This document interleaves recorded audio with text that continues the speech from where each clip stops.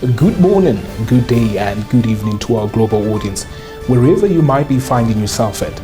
We're coming to you from Namibia's capital, Windhoek. Many thanks for joining us on the Friday edition of Primetime News. I'm Michael Madimba. Leading the bulletin tonight, the Minister of Higher Education, Technology and Innovation has appointed the interim council members for the Namibia University of Science and Technology, NUST. In a statement issued on Thursday, Minister of Higher Education, Technology and Innovation, Ita Kanji Morangi, announced that the selected individuals were appointed on Wednesday and will serve until a substantive board is appointed. The Ministry's Public Relations Officer, Selma Ngola, stated the individuals selected to be chairperson and deputy chairperson, respectively, are Liake Hangala and Nora Ndopu. On to our next story. The Ministry of Health and Social Services received a donation of multimedia equipment under the Directorate of Special Programs from the U.S. government through the Center for Disease Control and Prevention. Country Director for the Center for Disease Control and Prevention, Dr. Brian Baker, during his acceptance speech, noted that over the years the center has worked in partnership with other stakeholders on numerous public health messaging campaigns. These, in turn, he added, have improved healthcare outcomes in the country, specifically on HIV/AIDS, COVID-19, as well as Congo hemorrhagic fever, to mention but a few. Let's listen in. CDC Namibia has supported the Ministry of Health and Social Services for over 20 years, and we are proud to be partners in health with Namibia. Over the years, we have worked together on numerous public health messaging campaigns that have helped improve outcomes in the country on healthcare needs as diverse as HIV, COVID-19, hepatitis E, anthrax, Crimean Congo hemorrhagic fever, and many more. However, during the COVID-19 pandemic, we saw the production and sharing of false information on a scale that we've really never seen before. Sadly, we were all witness to the damaging consequences of this misinformation, where false stories spread like wildfire through communities and across social media platforms. I'm proud that the equipment we're presenting here today contribute and continues to contribute to these important messages and materials. Being able to produce high-quality communications in-house by the ministry itself also increases the speed of communication and reduces costs, factors that are ever critical as we look towards sustainable healthcare resourcing. In closing, on behalf of the United States government, I congratulate the ministry on working to strengthen its public health messaging capacity. Public health messaging is a continual need, and CDC Namibia is committed to continue to support the ministry in this important area. At the same event, in a speech read on behalf of the Ministry of Health and Social Services Executive Director Ben Nangombe by Acting Executive Director Taimia Mambo, the ED acknowledged the significance of the ministry's milestone in its journey towards improving the dissemination of public health information. Once more, let's have a listen. This momentous occasion marks a significant milestone in our journey towards improving public health communication. The media equipment we receive today serves as a catalyst for innovation, collaboration, and positive change. With these state-of-the-art tools at our disposal, we are equipped to deliver impactful health messages to our communities with greater clarity and effectiveness. I would like to extend my heartfelt gratitude to CDC for their recognizing the importance of media resources in advancing public health. Your commitment to strengthening our partnership and investing in our ministry's capacity will undoubtedly make a lasting impact on the well-being of our nation. Now, the Ministry of Information and Communication Technology concluded the National Youth Climate Change Summit on Thursday under the theme Empowering Youth for Climate Action. Speaking at the summit, Gottlieb Scheer-Timo, one of the presenters, underscored the importance of water security, stating there is an overall lack of awareness on matters pertaining to hygiene. Scheer-Timo also made reference of cultural influences on communities. Let's have a listen. Okay, we would like to start with our challenge that we are facing in our communities across the country in terms of water and sanitation as well as hygiene. we're looking at poor hygiene practices. When we go back in our communities where we come from, it's really, really horrible practices that our people are doing, most of which come from risk behaviors from our cultures. Sometimes it also comes from that just there is lack of awareness in this country in terms of hygiene and sanitation. Luckily, when COVID came, now people are much aware and conscious that you wash your hands, you do this, keep your environmental clean. But before, that was really a challenge. So that's why we highlighted here. Another challenge is lack of safe toilets. People do not have toilets in remote areas, in some schools, in our informal settlement communities. People do not have access to proper sanitation facilities. Water scarcity. We already know that Namibia is a semi-arid country, and we struggle a lot with water. So here we are saying it's a problem, so we need to tap into other water sources, water options, so we can offer water infrastructures to our people.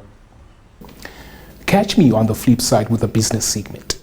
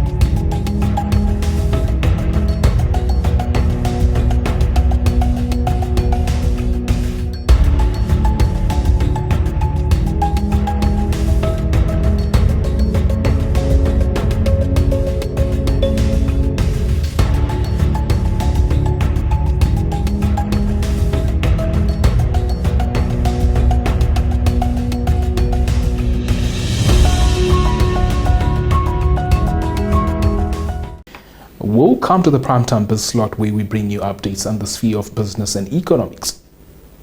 Vice President Nangolo Mbumba on Thursday reiterated that Namibia is open for business and that interested investors should take up available opportunities. More from this report.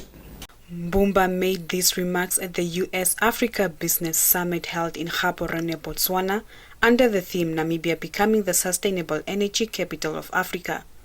Mbumba stated that Namibia's energy sector has seen considerable advancements in recent times. In the realm of oil and gas, the discovery of vast reserves by international companies, Total Energies and Shell has catalyzed a new dawn for our country, he stated. Mbumba added that these reserves, once fully appraised and eventually developed, will contribute meaningfully to our economy and will form a cornerstone in the country's strategy to alleviate unemployment and income inequality. With the signing of the Feasibility Implementation Agreement with Hyphen Hydrogen Energy to produce green energy hydrogen, Namibia is effectively harnessing our natural resources to contribute not only to regional energy equity, sustainability and security, but also to the decarbonization of our planet, Mbumba said. Reporting for Primetime News, Diana Kauta. Now, the definition of entrepreneurship varies from context to context, but common components in the definition revolve around innovation, risk taken, as well as monetization of a particular concept. Our next update focuses on Nasilohenda Katongolo Nakashwa, a 37-year-old communal farmer from the Kunene region who perfectly encapsulates this. She won the 2023 Capricorn Foundation Food Waste Challenge. More from this report. Nasilohenda Nakashwa is the overall winner, receiving a 100,000 Namibian dollars cash prize from Capricorn Foundation, a 50,000 Namibian dollars brand package from Synergy, and 6 months of mentorship and coaching from Business Box Windhoek. Marlies Horn, Capricorn Foundation Executive Officer, stated during the ceremony on Thursday in Windhoek that Namibia suffers from severe hunger, ranking 78th out of 160 nations in the 2022 Global Hunger Index.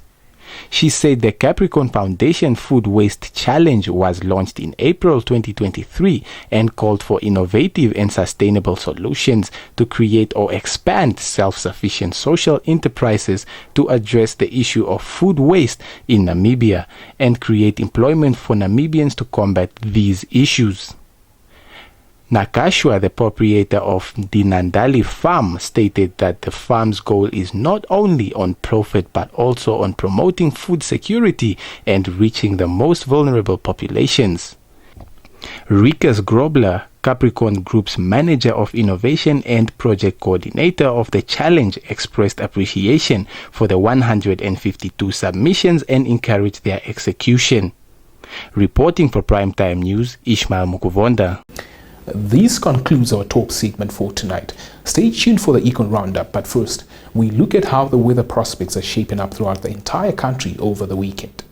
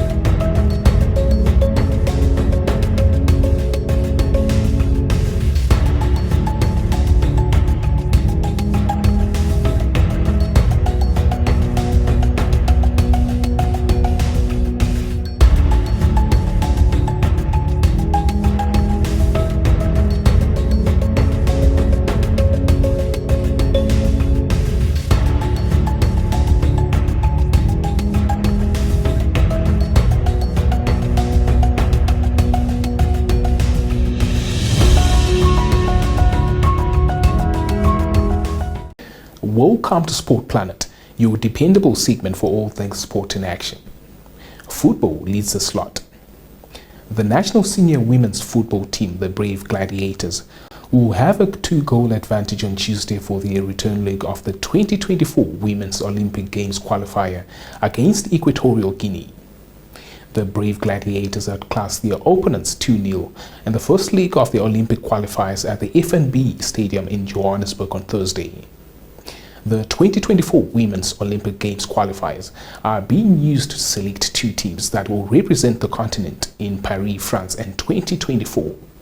The winner of the first round ties will advance to the second round, where they will face Morocco in October this year. On to the World Para-Athletics Championships currently taking place in Paris, France. Namibia's T44 sprinter Denzel Namene and T13 sprinter Johannes Nambala on Tuesday missed out on silverware after finishing 5th and 6th in their respective events at the 2023 World Championships. On Tuesday night, Namene came 5th in the final of the 100-meter with a time of 12.45 seconds, while Nambala ran a seasonal best of 11.05 seconds, which fell short of a podium place as he crossed the line in 6th. Your sports roundup is up next.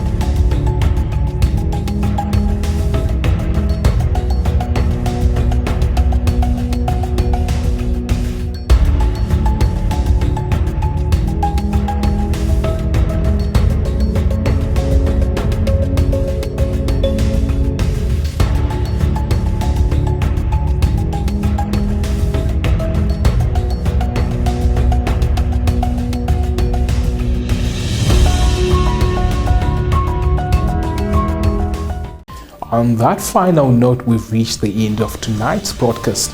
Many thanks for having cruised with me during the course of the week. A warm reminder to subscribe for daily updates and engage with us by tapping the like and share buttons, not forgetting to recommend our channel to family and friends. Catch my colleague Selima Shimwefeleni Masipa from Monday next week as she holds the fort. From myself, Michael Madimba, and my entire production crew behind the scenes, have a blessed weekend. Good night.